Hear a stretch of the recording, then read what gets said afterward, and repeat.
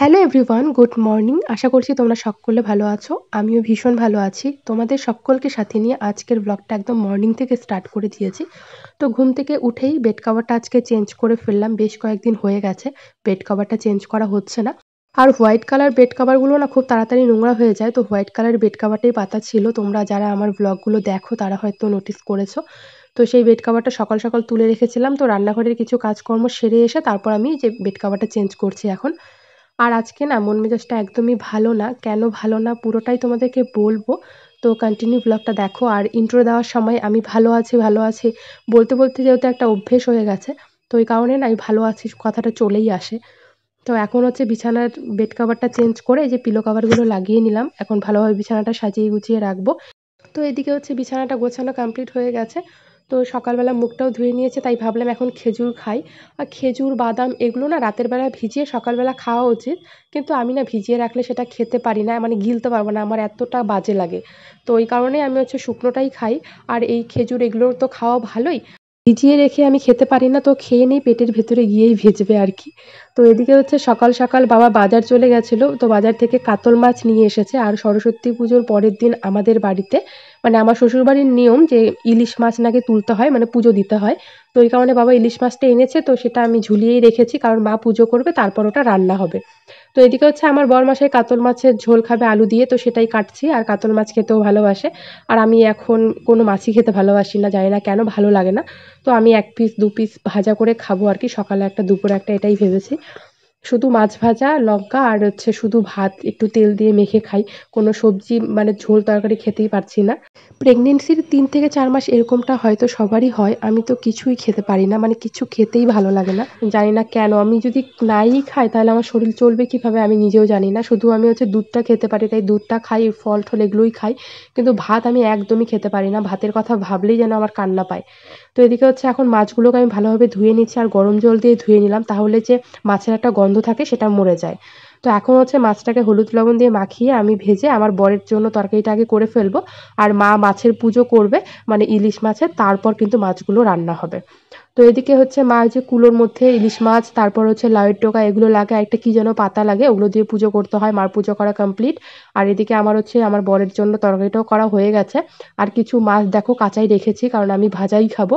আর এদিকে আমার বরমশাই যেই মাছগুলো খায়, ও না একদম তেলে মাছ খেতে পারে না। তো ও পিঠের মাছগুলো খায়, তো সেই মাছগুলো ওর জন্য ভেজে রেখে দিয়েছি।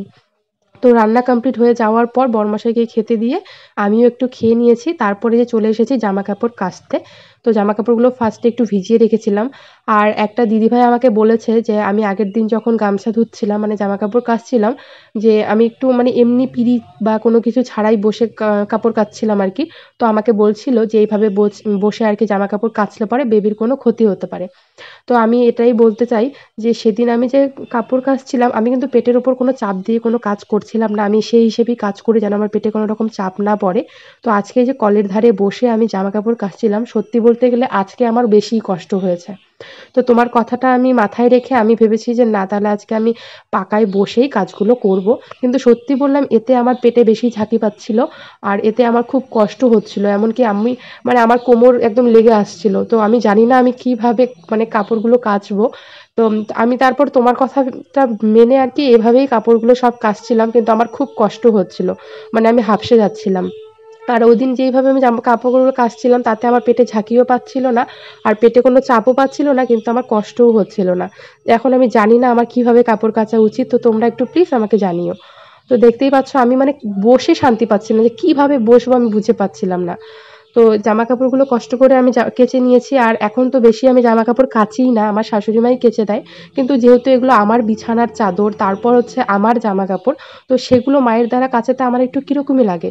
যখন আমি পারবো না সেটা ব্যাপার আলাদা, এখনও তো আমার হাত পা চলছে। তো তাই নিজের কাজগুলো আমি নিজেই করতে চাই। মানে যেই সব কাজগুলো বড়দের দ্বারা করানো উচিত না সেগুলো আমি কিভাবে করাই বলো তো। ওই কারণে হচ্ছে আমি কিন্তু আমার জামাকাপড়, আমার বিছানার চাদর এগুলো আমিই ধুয়ে দেই। তো আজকে যেহেতু আমার বরমশাইয়েরও কিছু জামাকাপড় ছিল, সেগুলো আমি ধুয়েই দিলাম। আর মা বাড়িতে নেই, মা গেছে হচ্ছে আমাদের বাড়ির এখানে, মানে আমার শাশুড়ি মায়ের যে গুরুদেব আছে ওদের বাড়িতে হচ্ছে ভাগবত পাঠ হবে, তো সেখানেই গেছে।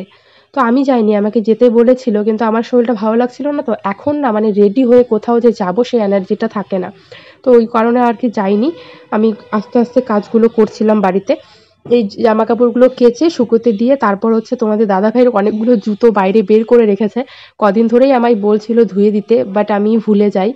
ভুলে যাই বলতে কি বলতো, মানে কদিন ধরে এরকম হচ্ছে, মানে আমি শুধু শুয়ে থাকতেই ভালোবাসছি আর শুধু যা একটু খাচ্ছি, মানে স্নান করে ঘরে আসার পর আর ভালোই লাগে না কিছু করতে। তো কোনো কাজই করতে ইচ্ছে করে না, জানি না কেন, শরীরটা হয়তো এই সময়টা খুব অলস হয়ে যায়। তো তাই জন্য কোনো কাজকর্মই করছিলাম না। আর ওর জামা কাপড়, ওর জুতো সবই ছড়িয়ে ছিটিয়ে ছিল। তো তাই জন্য আজকে ভাবলাম জামা কাপড়গুলো ধুয়ে দিয়ে তারপর আমি ওর জুতোগুলো ধুয়ে দেবো। আর আমি কিন্তু সব কাজই খুব আস্তে ধীরে করছি। ভিডিওটা স্পিড করে দেই তো তাই মনে হয় খুব তাড়াতাড়ি কাজগুলো করি, কিন্তু না, আমি একদমই খুব আস্তে আস্তে কাজগুলো করি, একটু রেস্ট নিয়ে নিয়েই কাজগুলো করি, যাতে আমার শরীরটা ক্লান্ত না হয়ে যায়। তো এই যে এখন চলে এসেছে আমার বরমশাইয়ের জামা কাপড় কাচতে, আর আমি মানে দেখতেই পাচ্ছ মানে কল পাম্প দিয়ে আমি কিন্তু কোনো কাজ করছি না। আমি আমার বরকে বললাম যে মোটরটা চালু করে দাও, আমি জামা কাপড়গুলো জুতোগুলো আস্তে আস্তে ধুয়ে দিই। তো সেইভাবেই কাজগুলো আমি করছি। তো তারপর স্নান করে ঘরে এসেছি, ঘরে এসে একটু শুয়ে রেস্ট নিচ্ছিলাম, এর জন্য কম্বলটা হচ্ছে এলোমেলো। তারপর হচ্ছে দুধ গরম করে আনলাম, এখন হচ্ছে দুধ খাচ্ছি। আর গরম গরম দুধটা খেতে আমার বেশ ভালোই লাগে। তো এই বসে বসে না আমি কোনো কিছুই খেতে পারছি না এখন, মানে ভাতও যদি আমি খাই, টেবিলে বসে যে খাবো আমার ভালো লাগে না। হাতের মধ্যে থালা নিয়ে চারপাশে আমি হেঁটে হেঁটে বেড়াই আর খাই। আর আমার শাশুড়ি মা আমাকে বলে, তুমি যেভাবে খাচ্ছ তোমার বাচ্চা ওইভাবেই খাবে, আমায় বলে। কারণ আমি না মানে বসে বসে যে খাবো এখন কেন জানি না খেতে ইচ্ছে করে না। যখন ভাত খাই হাতের মধ্যে থালাটা নিয়ে পুরো বারান্দায় হেঁটে বেড়াই আর খাই আর কি, বাচ্চাদের মতো। জানি না কেন আমার এরকম হয়েছে, এখন কোথাও বসে বসে খেলে আমি খেতেই পারি না। তো মা যেহেতু বাড়িতে নেই তোমাদেরকে বললামই, তো তাই জন্য উঠোনটা আমি ঝাড় দিয়ে দিচ্ছি। উঠোনটা হয়তো আজকে বিকেলে ঝাড়তাম না, শুধু ঘরটাই ঝাড় দিতাম। কিন্তু কি করবো বলো, এত পাতা পড়েছে দেখে আর আমার ভালো লাগছিল না। তাই ভাবলাম যে আস্তে আস্তে আমি উঠোনটা ঝাড় দিয়েই দিই। আর উঠোন ঝাড় দেওয়ার সময় তো কোনো রকম মানে হেলতে হয় না, ওই কারণে। আর ঝাড়ুটা অনেকটাই বড়, তো তাই জন্য আস্তে আস্তে আমি উঠোনটা ঝাড় দিচ্ছিলাম। আর তোমাদেরকে তো বলাই হলো না কেন আমার মন মেজাজটা ভালো না। আসলে আমার দিদির মেয়ের মানে কদিন ধরে না একটু জ্বর জ্বর। তো ওই কারণে দিদি ডক্টর দেখিয়েছিল, রিপোর্টও করিয়েছিল, কিন্তু সেরকম কিছু ধরাও পড়েনি। তারপর হঠাৎ করে ভাগ্নি হচ্ছে মানে সারাদিন কিছু খাওয়া দাওয়া বাদ দিয়ে দিয়েছিল, মানে কথা বলছিল না কারোর সঙ্গে, শুধু মানে তাকিয়ে থাকে, কারোর সঙ্গে কথা বলে না।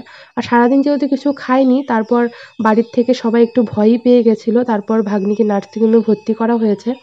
তো এখন ভাগ্নিকে হচ্ছে স্যালাইন লাগানো হয়েছে। তো জানি না ভাগ্নির কি হয়েছে। তো যেহেতু নার্সিংহোমে ভর্তি করা হয়েছে, ওখানেও রিপোর্ট করেছে, সেরকম কিছু ধরা পড়েনি। তো একটু সবাই একটু টেনশনে আছে, একটু ভয়ে ভয়ে আছে, যেহেতু এটুকু একটু বাচ্চা, 4 বছরের বাচ্চা। তো তাকে যখন নার্সিংহোমে ভর্তি করানো হয় সবাই একটু টেনশনে থাকে। তো ওই কারণে আমারও মন মেজাজটা ভালো নেই, কারণ যেহেতু আমারও ভাগ্নি হয়।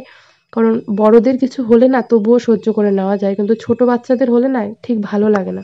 কোনো কাজকর্ম, খাওয়া দাওয়া কিচ্ছু ভালো লাগে না। ওই কারণেই মন মেজাজটা আজকে একদমই ভালো ছিল না সারাদিন।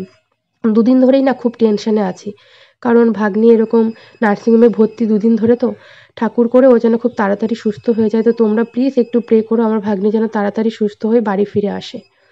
তো এই যে রাতের বেলা আমার একটু তরকা রুটি খেতে ইচ্ছে করছিল। আমার এই সময় এইসব জিনিস খাওয়া উচিত নয়, দোকানের জিনিস। কিন্তু আমার খুব খেতে ইচ্ছে করছিল। কদিন ধরে খেতে পারছিলাম না তো এই কারণেই। তো তাই জন্য আমার বরমশাই দোকান থেকে তরকা রুটি এনেছে, মানে তড়কা এনেছে, রুটিটা আমি বাড়িতেই বানিয়েছি। তো সেটা দিয়ে রাতের খাবারটা কমপ্লিট করলাম। তো চলো আজকের ব্লগটা এখানে এন্ড করছি। আজকের মতো টাটা।